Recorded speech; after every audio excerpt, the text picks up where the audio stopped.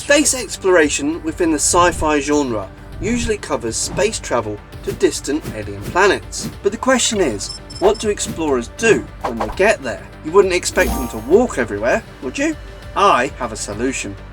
Greetings fellow Earthlings and welcome back to Darlingbrough Sci-Fi Builds. I feel that if you are creating science fiction that's going to be believable and realistic, it should still be based on current technology, which is why I've decided to create a model of an extraterrestrial all-terrain vehicle capable of traversing even the most inhospitable alien landscapes. Initially influenced by the tumbler from the Batman Dark Knight series, such an awesome vehicle, I felt that there should be big wheels protruding from the front and back of the vehicle. As well as being functional, I thought this would look really cool. I envisioned a rugged all-terrain vehicle with huge tyres, oversized suspension, high ground clearance and a long wheelbase, coupled with heavy armour and shielding. In my mind, it was as if a quad bike and a tank had a love child in space in the future. I should probably get out more. Yeah. The model began life when I discovered these bulky Lego wheels and tyres. I felt that they would be an ideal starting point for a four-wheel drive vehicle. Although I felt the tyres were perfect, I wasn't particularly happy with the plastic Lego wheels that they were mounted on. I decided that the best thing to do would be to design and 3D print my own wheels. I set about measuring the Lego wheels and tyres to make sure I could recreate an accurate wheel. I also thought about how the wheels would be attached to the vehicle, and using the arms from a couple of old broken drones, I thought that these would make really cool and futuristic looking suspension arms. Once I had the measurements, I then took to Onshape and started to create some wheels and hubcaps. Now just for clarification, Onshape haven't actually sponsored this video, it's just the software that I've decided to use to create the wheels themselves. I recreated the design from the Lego wheels as I knew that they would fit the tyres correctly. However, so that I didn't have any issues attaching the wheels to the tyres, I decided to create this as a 3-part design, with the wheel hubs being printed separately. I felt that this would make the design easier to construct, and it also meant that there would be less wasted filament should there be any issues with the 3D printing. Believe me, there was. I also made sure that the outer hubs had an axle to which I could attach the suspension arms made from the drone legs. I then set the wheel pieces to 3D print using an Ender-free filament-based printer, which I used at my local hackspace. Now I'll be honest, I'm actually fairly new to 3D printing myself. In fact, the first thing I 3D printed was an extractor fan unit, which I created for my airlock door diorama. Now obviously if you want to check out that series, there will be a link in the description down below and you can see what I'm talking about. The extractor fan came out so well, I was really pleased with the final results and I wanted to share it with my viewers. So I made it available for free through my Buy Me a Coffee page.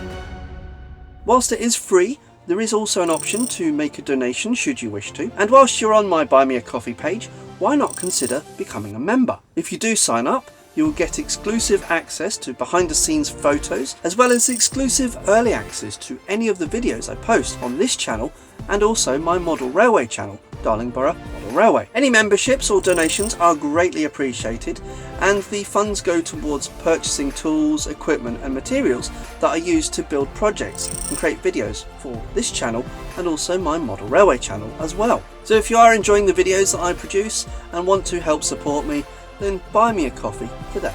Cheers.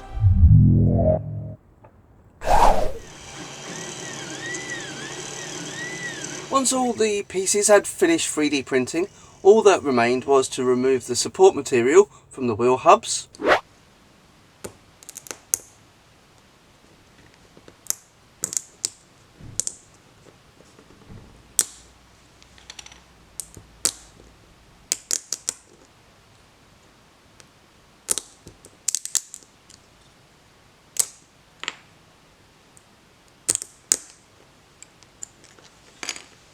I dry fitted all of the wheel pieces together and everything looked pretty cool, and the wheel elements were complete.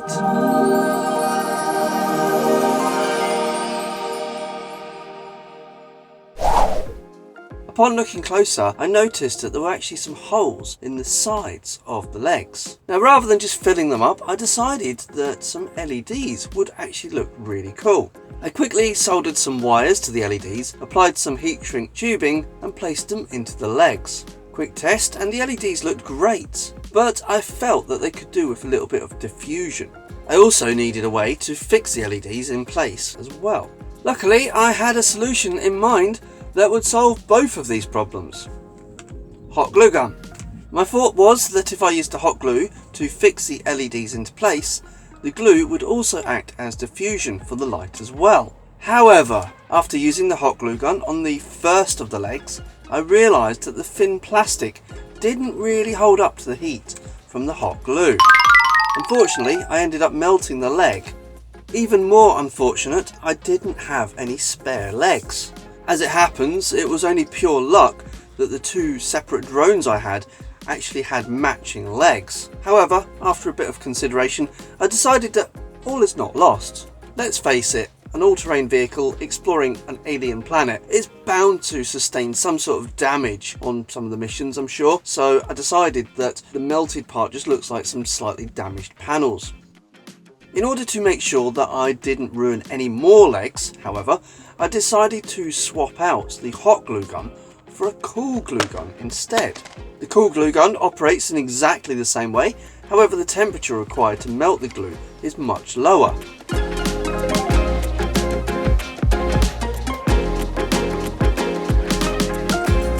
I used this very carefully on the next leg, and I was happy to report there was no melty this time. Woo! I then took some time and carefully filled the legs with glue, sticking the LEDs in place. A quick test shows that they worked really well, and the glue offered the diffusion that I was after. I decided that when it came to painting the model, rather than having to mask off each of the holes individually, I let the glue come through the holes instead. See, using my noggin here.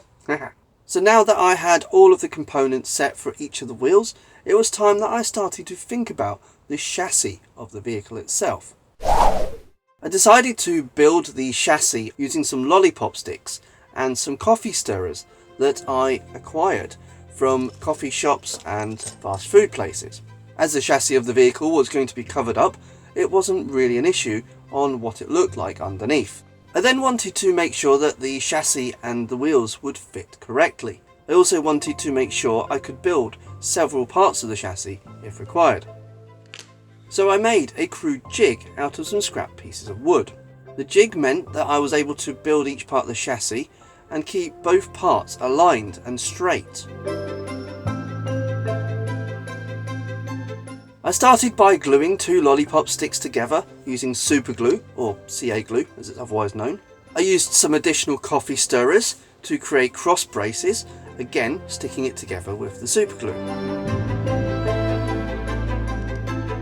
After I'd finished the first frame, I built a second frame, and then using the other side of the jig, I glued both pieces of these together a suitable distance apart to allow the two wheels to meet in the middle.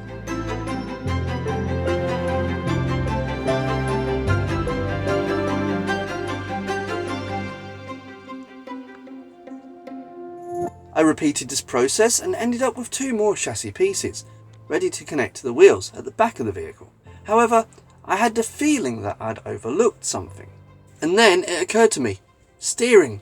Duh.